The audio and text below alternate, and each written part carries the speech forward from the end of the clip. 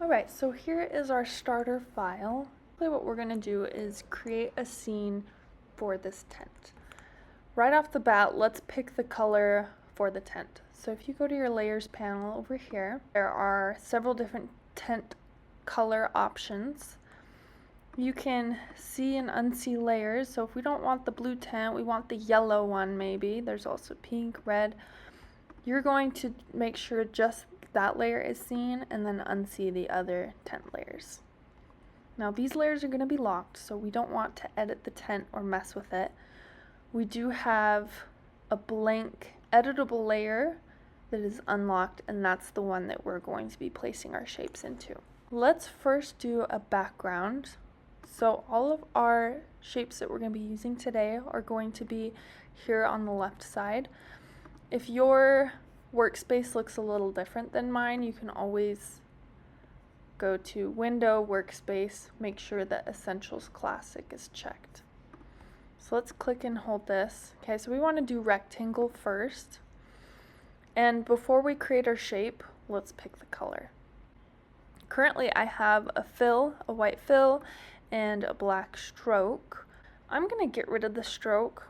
So hit this little red slash, the none button, that will get rid of my stroke. And I want to change the color of my fill. You can just double click this here and it will open up a color picker. We're going to do like a daytime sky. Nice blue here. You can also change the hue of that. Hit OK. Then I'm just going to click and drag across my artboard. After you create that shape, if you want to change the color, as long as it's selected, you should be able to double click that color picker again and change it. So maybe I want to make it a little lighter, hit OK, and that should change the color. Now let's put some ground on here.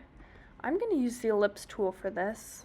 You can use whatever you want. If you want something maybe a little more jagged for like a mountainside, you could use polygon. You can also just do a straight rectangle. But I want to show you an idea that you could potentially do. If you want a more rounded ground, you could use the ellipse tool. I created my shape first, and then I can change the color, or I can pick the color and then change the shape. The nice thing about doing this is you can see real time what that color is going to look like with everything else. I get a lot of questions about, oh, how do I cut this off, just this part on the artboard and not this outer part?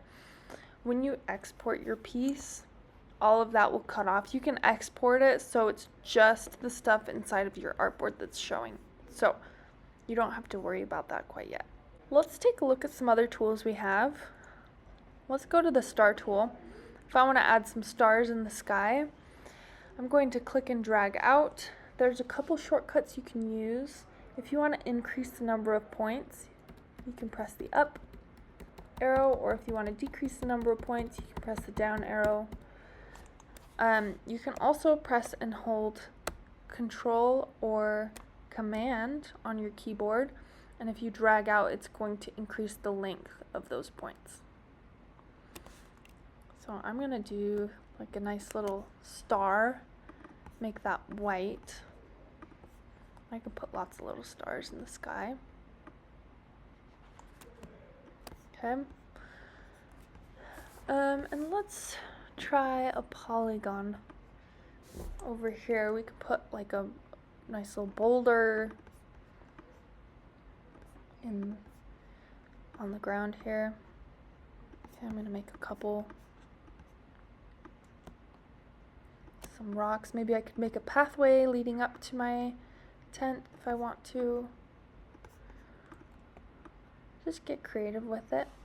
Something nice you can do, if you want to copy a shape you already have, you can actually press and hold the Alt or Option key on your keyboard, and then if you click and drag that shape, it's going to copy it. So that's Alt or Option, click and drag it, and that will copy that shape. So I'm going to make a pathway here. Get creative with those shapes. Let's think about it. With this polygon, we can also increase or decrease the size. So if we decrease it all the way down to a triangle, we can actually make a tree out of this shape. So let's put a tree in. Okay, let's zoom in here.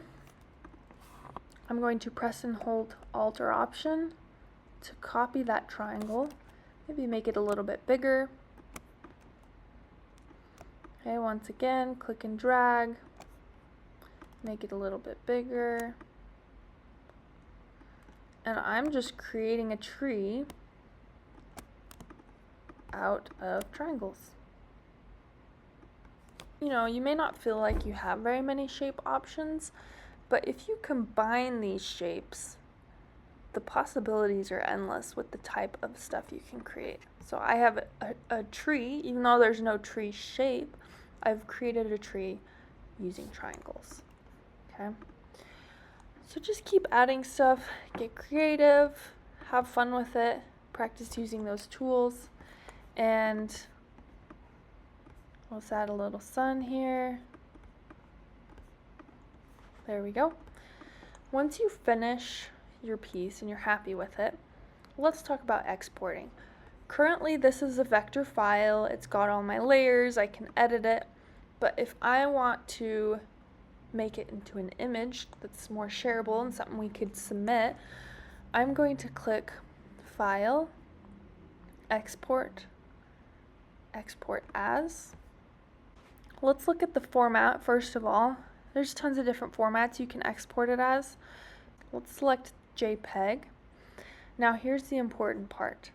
If we were to just hit export right here without checking the use artboards box, it is going to export everything, including things outside of my artboard. Make sure you check this box, use artboards. Also double check your resolution, make sure it's at least a medium. I'd probably say 150 for this assignment.